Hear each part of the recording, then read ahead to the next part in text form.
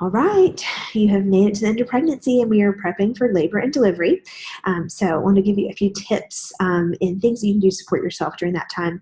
Um, and the first thing I think is super important is that you have a really good childbirth class. Um, a lot of medical groups do like a 1-day kind of thing. I think you probably need more than that. So if you're in the Asheville area, I love Homegrown Babies. They have some amazing childbirth classes.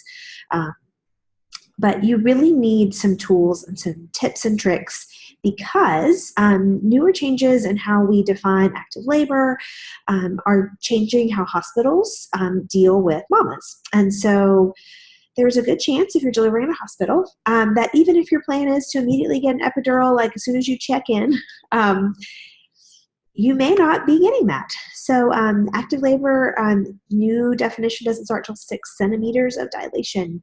And so there's a good chance, depending on what hospital you're delivering at, that you're not actually going to make it into that labor and delivery room suite until you are very close to 6 centimeters, which means you've got to get from nothing to 6 on your own. So no pain management stuff. So you need some tips and tricks. There's lots of stuff that can be done. I've had 3 babies naturally, no epidurals, no drugs. So it can be done. It doesn't have to be done, right? Labor needs to be your way. But you do need some, things that you can do, pressure points that you can hold, ways that you can move. Because like I said, you could be laboring for a few hours before you actually get that epidural if that's your plan. And so a good childbirth class is going to help provide you with some of that information on things that you can do for comfort measures. You need a person with you in labor and delivery. That can be a best friend, a mom, an aunt, a partner, whoever daddy is, a boyfriend, husband, doesn't matter. You just need a person who is going to be there to take care of you and who can help you with those comfort measures. Another person I think is really helpful to have in the room is a doula. We had doulas with our second and third deliveries, and it was amazing. You will start to realize that even though you feel like all these doctor's appointments are for you, they're really for the baby. And so the whole job of a doula is to be there to support you. If you're delivering, different atmospheres, home versus birth center versus hospital are going to have different amounts of support run with different support staff. But in a typical hospital setting, which is where I would say the vast majority of people deliver, the nurses come and go. The doctor's only there for the highlights. They can't be there with you for the entire time. They're going to be there to help catch the baby and do some checks along the way. So having a doula who's there, whose only job is to support you as the mom is so nice. They're going to make sure that you've got enough stuff to drink. You've got snacks, to eat and things to make sure you're staying nourished. They're going to help with comfort measures on squeezing the hips and getting to different positions and have tips and tricks for that. They can help whoever your birth partner is, that's kind of your person, give them things to do, push here, hold there, do this. I think a doula is invaluable. And I have used doulas in both a hospital and a birth center setting. And I just really cannot say enough good things about a good doula. Again, if you are in the Asheville area, Homegrown Babies is a great resource for that. The other time to think about a doula is the postpartum period.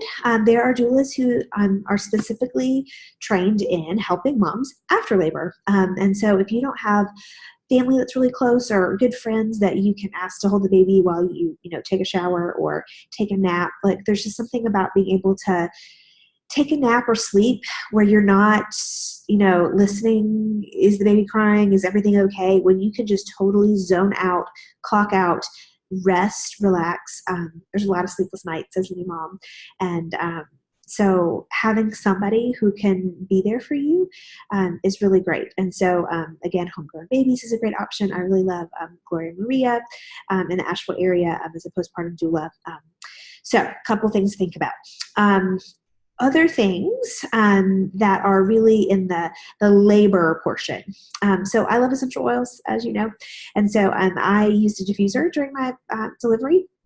You don't check with the hospital or the birth center or at home if you're delivering at home. Obviously, you can use your diffuser, but just make sure you can use that. You can also use the oils topically. So I talked about in the last video, I love Valor. I was rolling it on my wrist and smelling as I was in the car on my way to the WNC Birth Center. Love that oil.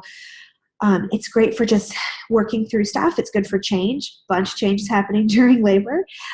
Maybe that's why it's such an easy, super comfortable labor. I'm not sure. But my whole process from start to finish was an hour and a half. It was really very efficient. But oils that are good to think about to maybe diffuse or to wear topically while you're in labor are relaxing oils, calming oils. You really want to, birth is about going very inward, and it needs to be peaceful. And so anything you can do, especially, in a hospital setting when there's, bells and whistles and there's people in and out of the room, anything to kind of just center yourself and calm things down is super, super helpful to help labor progress in a faster fashion. The other thing is that if you are tense and you're tightening up, contractions hurt more. You've got to be able to breathe and relax into those contractions. It really makes a huge difference.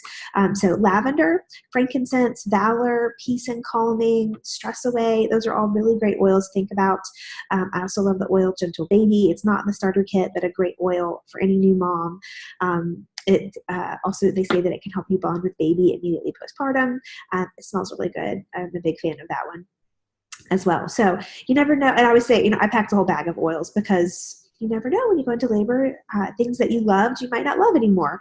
It can be a very out-of-body experience. And so you may have thought that peace and calming smelled amazing your entire pregnancy, and then you go into labor and it just grosses you out or something. So I think it's nice to have options. A couple other things that we used from an oil perspective during labor. I have this spray. I got this container on Amazon. So this one has orange. I would recommend using orange or peppermint oil in this. So it is just witch hazel, 20 drops of orange oil, and then water. And this is the Poop Be Gone spray. So we'll talk real honestly here. You get the mushy poops, you're kind of getting towards the end of pregnancy, maybe even into labor.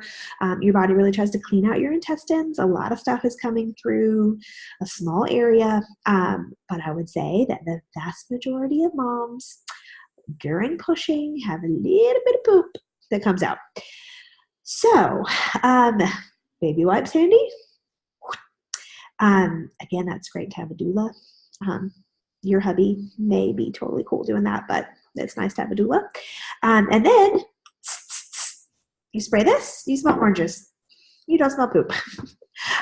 During our second delivery, our doula had this spray, and it was amazing because it's just one less thing to have to think about and worry about. And if you're someone who's not super comfortable with body functions anyways, I am, and still just knowing that there's a lot going on, and it's just one less thing to worry about.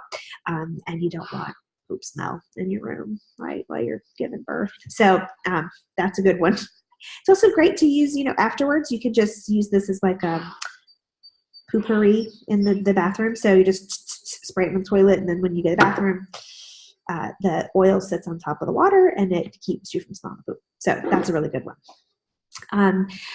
Peppermint needs to be in everybody's labor and delivery bag. It is amazing for helping get things moving. And so if you are stalling in labor, it's a good one to smell. It's energizing. If you're getting the queasy tummy, it's very common to have some issues with, throwing up or nausea during pregnancy or during delivery.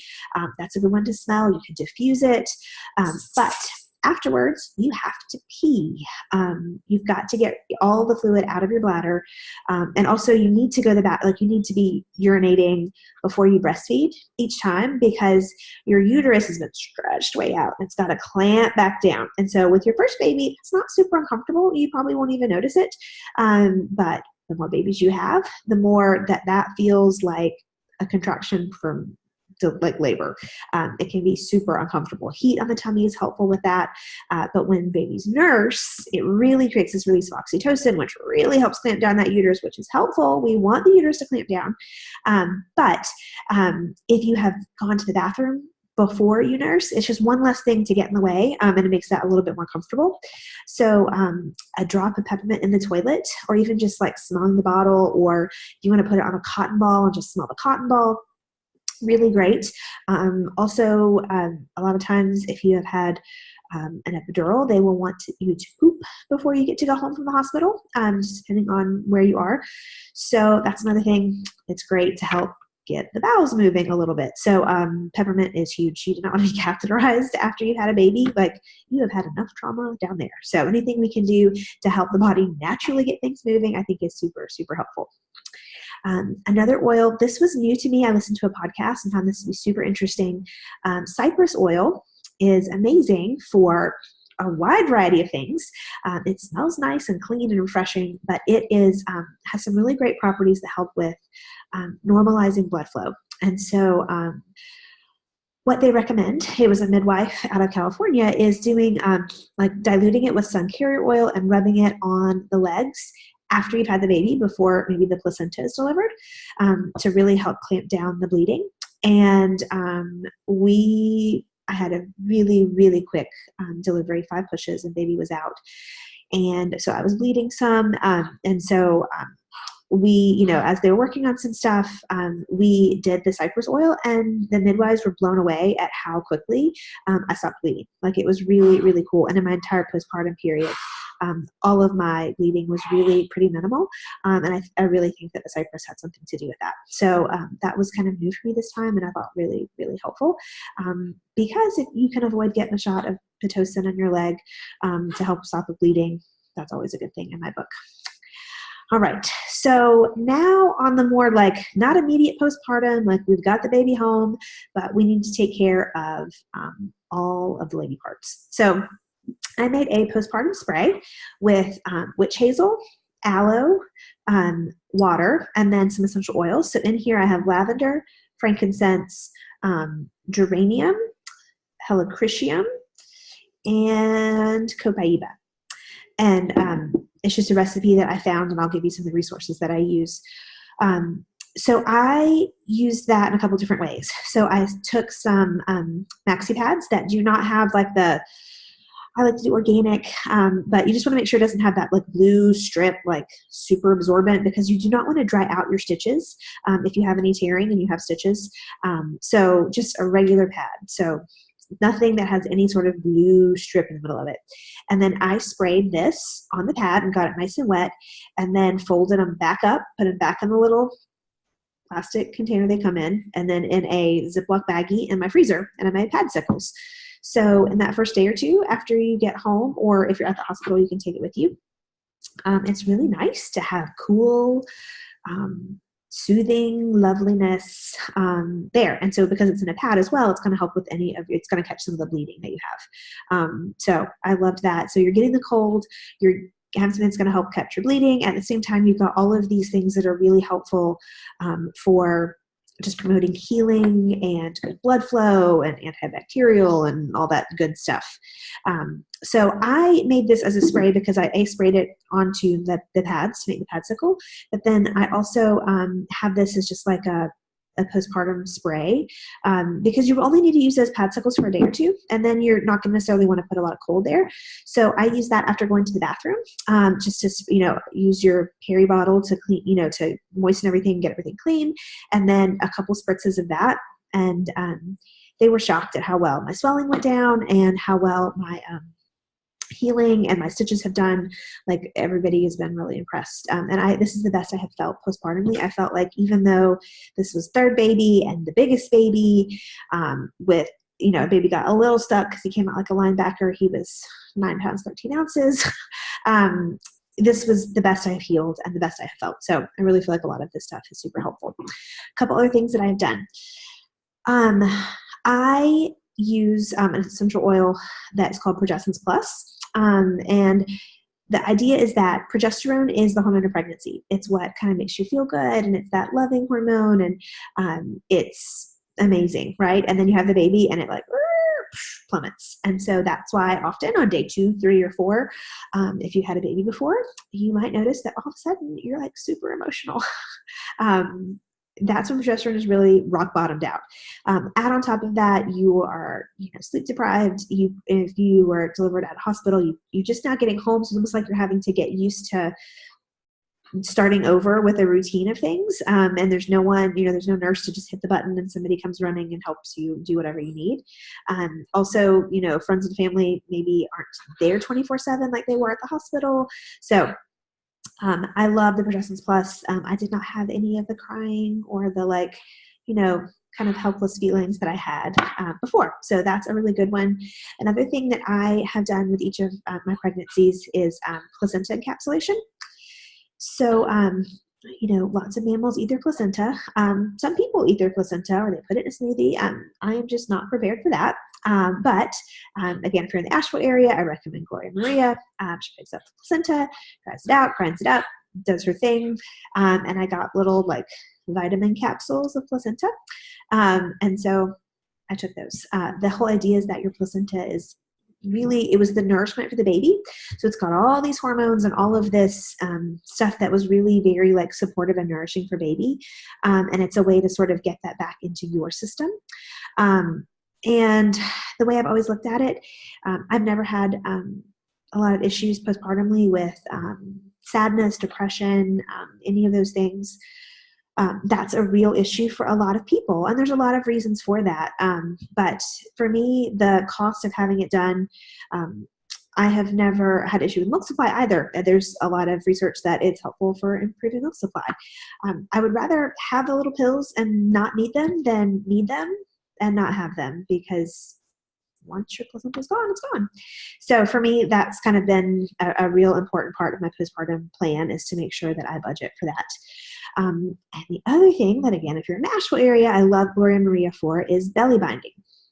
So she teaches you how to take this very long wet cloth and really pull your abdominal muscles in.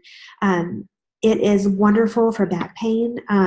All of a sudden, you have no baby in your tummy. You can kind of feel a little bit empty. There's still not a lot of core support. Now you're carrying this baby and all of their things on the outside. So when they were tucked in next to your spine, ergonomically, that's a much better setup than when they're out here and they're wiggly and, you're holding the baby like this and nursing and doing all sorts of stuff you shouldn't be doing. So I love the belly binding. It makes me feel very secure, and it's helped a lot with back stuff. But also one thing that's really important for me is that I ended up after each pregnancy with a large, what they call diastasis recti, which just means that your tummy muscles kind of come down like this, right? And there is a tendon that goes down the center, and mine just splits wide open. So instead of having muscles that are, stand up for you, like right here and nice and tight together, mine end up gapping open because I have huge babies, right? So you have to do something to accommodate this giant human. And so for me, my abdominal muscles just sort of split open to create more space as my belly comes forward.